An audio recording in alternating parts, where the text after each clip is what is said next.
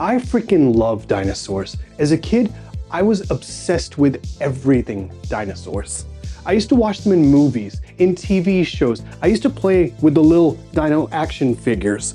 I drew them in every notebook I ever owned. I used to roar for the entertainment of the older kids on the playground, which is a memory that still haunts me to this day, but never in my mind. I believed that dinosaurs were the coolest thing to ever exist. The late 90s to early 2000s marked a peak point for dinos in pop culture, bringing them eventually into the sphere of gaming itself. But flash forward to almost 20 years later, and you'd struggle to find their existence in gaming. It's like the title says, they just went extinct. So why is that? I've thought about this a lot over the years because on one hand, I love video games, and on the other hand, I freaking love dinosaurs. But when it comes to dinosaurs in gaming today, it's nothing like what we used to have back in 1990 or the early 2000s, when these dino games were freaking everywhere. Dino games were in abundance back then, and they were in almost every single one of the genres. You had survival horrors, you had action games, you had first-person shooters, even some fighting games. Shit was bitchin', not gonna lie. Titles like Dino Crisis and the Jurassic Park tie-in games gave us a chance to experience these dinos in gaming, and overall it was a really fun and often exhilarating experience, especially for guys like myself. But nowadays, they're more of this forgotten relic in our pop culture as we've all collectively moved on from dinosaurs. Or most of us have moved on, I have not moved on. That's why today, I want to give them the attention they deserve. I want to bring our prehistoric puppies back into the mainstream, and I want to talk about a few games, some of them that have left a major impact not only on pop culture, not only on me, but on the gaming genre as a whole. Before we dive deep into the world of gaming and dinos, let's give them the proper context they deserve first. If you're old enough to remember when in 1993 the first Jurassic Park movie came out, you know how big of a deal it was at that time. Up to this point, dinos and graphics didn't really work together as well, as in big blockbuster films, they were still these clunky giant masses that didn't really look like they moved around like realistic creatures. Until this film came out, and holy crap did they blow it out of the water. Jurassic Park showed us how absolutely epic these creatures could be. Terrifying, but epic. Still terrifying, but really freaking epic. Thus began what I can only call the age of dinos in pop culture, as these freaking monsters were everywhere. You had them on t-shirts, you had them on coasters, you had them on dinner plates. Yes, that's a thing, look it up, dino plates existed. And eventually, all this dino craze made its way to video games. And one of my absolute favorite was the 1993 movie tie-in on the Sega Genesis, Jurassic Park. And this game was a lot of fun. Like, you got to explore the Isla Nublar, I hope I pronounced that right. You got to explore the entire island as either Alan, which I don't know why you would freaking do, because on the other hand, you got to experience the whole game as a freaking Velociraptor. Yes, and not just any old raptor, mind you, the one from the movies.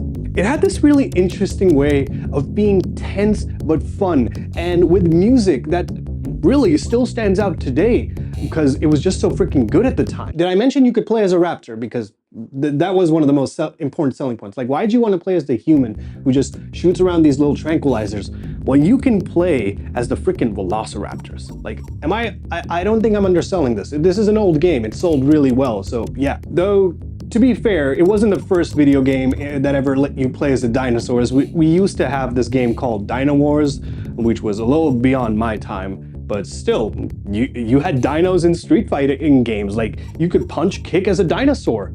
How fucking cool is that? But still, at the time, to be able to play as that iconic Velociraptor had my little brain oozing endorphins just at the thought of it. I'm still getting like an old Velociraptor high just thinking about it.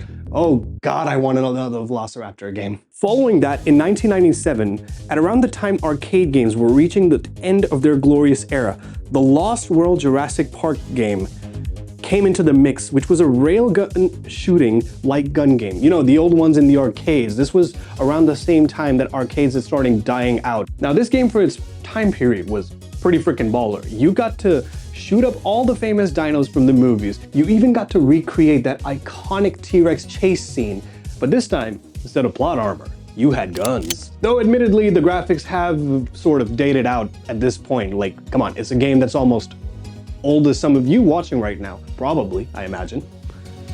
Please like and subscribe. Back then, it was the runner-up for Arcade Game of the Year at Electronic Gaming Monthly's 1997 Editor's Choice Awards. That's fancy.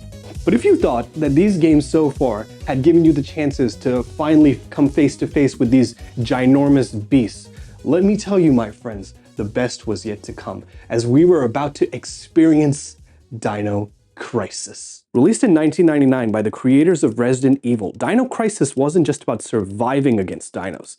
It was about outsmarting them. In the same vein as you'd probably outwit zombies in their Resident Evil titles. But don't get me wrong, this was not a Resident Evil game, even though they shared a lot of the formula. This was through and through a dinosaur. But this time, instead of trying to solve puzzles by getting past some dumbass undead people, you had to face dinosaurs. And those raptors, need I remind you, were freaking ferocious in that game. Having to manage a limited inventory, having to figure out how not to get killed and jump scared by these freaking freaks of nature. And have I mentioned that iconic T-Rex scene where he just freaking pops out, or she, or they, I don't know how dinosaurs. Dino Crisis was an absolute adrenaline rush. Capcom actually did a really fantastic job of differentiating it from the Resident Evil franchise, because you could have expected it to just be another clone of their winning zombie formula, but it wasn't. It was a whole amazing game and experience in itself. And fun fact, the idea of this video came when I found out that they'd put Dino Crisis 1 back on PlayStation Plus. Now, if I could afford a premium, that would be freaking nice, but I can't because I'm poor and stupid. Now, it was important to note that in these games, you couldn't just outgun these dinosaurs most of the time. You had to be pretty smart because, again, you had limited ammunition and you had to solve puzzles. Every single encounter in these games let you feel what it was like to be in a terrifying situation with one of these dinosaurs. And trust me, most of the time, it was freaking scary as fuck. The game's reception was so good that they eventually greenlit a second game, and that's about it. There was nothing after that. There were only 2 Dino Crisis games. Got it? Okay, good. Glad we're clear on that. The pacing in these games were interesting. The main character you got to play was interesting. The entire premise around the game was fun and new, especially because we never had the chance to experience what it would be like to be in a survival horror setting with dinosaurs. And honestly, there's been very few games in between now and then that let us experience that, and that's a shame. Now, while that game offered a great survival experience in itself, there was one game, this one surprising entry in the dino survival genre that is actually not talked about as much as it should be. Probably because it has one of the most confusing names ever. It was called Peter Jackson's King Kong, the official movie of the game.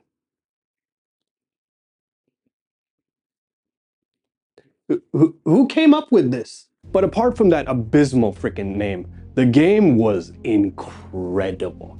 Come here. It was incredible. All right? You got to experience from a first-person view the Skull Island beasts and monsters that were so freaking terrifying. I remember almost shitting myself as a kid when I played this for the first time. Because like, it was incredible. The graphics, even by today's standards, were pretty good back in the day. The way they did lighting and everything. But the standout, the absolute standout moment was the first time you came face to face with the goddamn Tyrannosaurus Rex. Or more specifically, a Kenotorosaurus, but I don't know how to pronounce that and say it fun. But this T-Rex was absolutely terrifying. Imagine this. You're in game, you have probably a couple of bullets and a bunch of makeshift spears out of bones and something. And maybe if you're lucky, you had some fire. And then suddenly, here comes old Rexy about to make your life a living hell. And there was freaking really no way to figure out how to beat this guy, because as a human, you really couldn't. But that's where Kong came in and absolutely demolished the fuck out of it, which, all right, that was pretty fucking cool. But that human moment where you're the human versus the T-Rex was, oh, so freaking good. Like, I don't even think I'm underselling at this point. If you haven't experienced that, I still highly recommend that game. That game lives beyond, it's lived longer than the movie at this point. It was so freaking good at the time. The Kong fights also, where you actually get to beat down on the poor dino, were pretty fucking good as well. Released in 2005, this was not your run-of-the-mill movie. Like, this game actually had standards. It was a pretty freaking good game. Now that I think about it, it was a really freaking good game. I wonder who made it. Huh. Yeesh. Okay, how the mighty have fallen. But for all the cinematic flair of King Kong's game, or I'm not saying that title, it was just the King Kong. For all its dramatic tension, there was one other game released just a few years later that offered an even better experience. And I know this one's going to be controversial, but still, I'm talking about Turok 2008. This grittier, darker reboot of the classic comic book and Nintendo 64 game Turok was incredible for its time. Like, the survival elements alone made this game worth talking about. I know it's not the most favorite title when we talk about Turok games these days. People love to hate on it, but for the time, it was pretty freaking sick. I mean, what other game lets you go toe-to-toe with a T-Rex as a human? I'll wait. Wait, didn't I just mention? Oh. And not just T-Rex, you had a lot of dinos to worry about. The game gave you some absolute dreaded moments when it came to stealthing around these beasts, coming up behind them. And this game was doing glory kills before they were glory kills available in nearly every single game that we play these days. Like, how many other games could you think of at the time that did glory kills the way Turok did? Not a lot. What made Turok stand out despite its mixed reception with its ambitious attempt to blend sci-fi with primal terror. The dinosaurs weren't just mindless beasts. They were part of the ecosystem, reacting to your presence, sometimes even attacking enemies, creating these chaotic, unpredictable battles that you always had something interesting to look forward to in these games. Though I know this game didn't really sell that great, and I know the critical reception about it is mixed at best, but it was a pretty good time, let's be honest. And when you're drowning, you're clutching at straws, and it's the only dino game available, you take what you can get. And I'll be honest, that game still has a place in my heart. It was one of the most fun dinosaur gaming experiences I've played along with Dino Crisis and King Kong, so it's definitely a standout. Now, after I walked you through some of these legendary moments of dino gaming, you can't help but feel a little hit of nostalgia, can't you? And then you would just wonder, wait, Usman, what happened to the dino games? Well, like, why did they all just vanish? Good question. And unfortunately, I do have an answer. Despite their massive presence in the late 90s and early 2000s, dinosaur games slowly began to fade from the spotlight, almost like they themselves went extinct. So what exactly happened?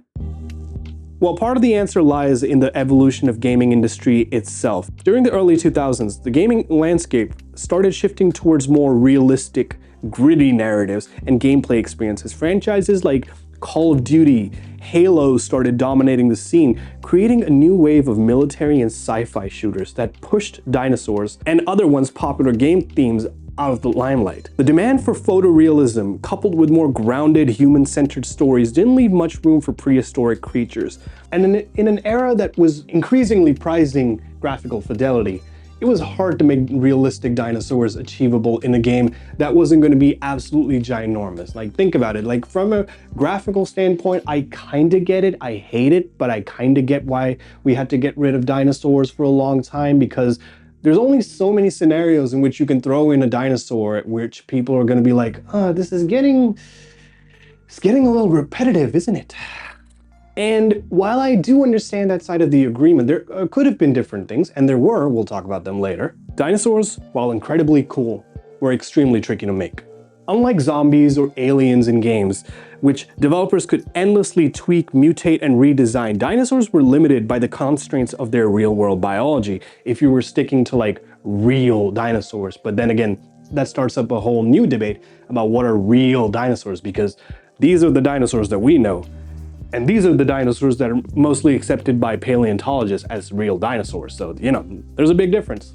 As games became more complex and developers started pushing the limits of consoles and PCs, the resources needed to create believable large-scale dinosaurs and entire ecosystems for them to inhabit became much more demanding. While a game like Jurassic Park or Dino Crisis could probably get away back then with blocky graphics and basic AI, modern gamers expected more. So eventually, dinosaur games went the way of, dinosaurs, and eventually started dying out. Now, that's not to say that they've completely died out. There's still games like Ark Survival and Path of Titans to keep them slightly alive, but you know what I mean? They're not as available in the AAA scene. Games like Ark Survival, Primal Carnage, Path of Titans, these games were good, but they didn't really capture mainstream success the way that those games of the 90s and 2000s did. It basically felt like the industry just decided, you know what, these dinosaurs aren't just worth it anymore. Let's just move on to something else. And then they chose to milk zombie games for the next 20 plus years, and here we are. But like the dinosaurs of old, these games did not completely disappear, but evolved. And there's still some games in the AAA sphere that you see today that offer their own rendition of the prehistoric puppers. Now, since the indie scene has started picking up big time, it's never been easier to make a game than it is today. And because of that, we're getting all of these different indie games featuring survival horror dinos. And some of them are great, some of them are okay, but most of them are pretty freaking great. And while dinosaurs may have disappeared from the AAA spotlight for a long time, they didn't completely disappear. They sort of changed and worked their way into other games. Let's start with one of the most significant examples in recent memory. The Horizon games, Horizon Zero Dawn and Forbidden West.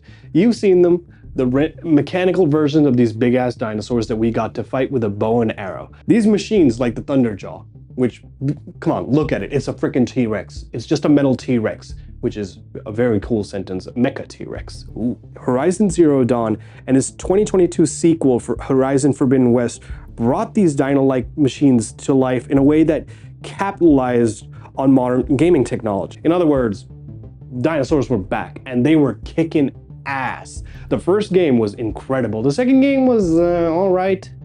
It could have been better, but the dino fights and shooting at a dinosaur with a bow and arrow in that kind of scenario was always epic. Okay, to be fair, they're not technically dinosaurs, they're machines that look like dinosaurs, but come on.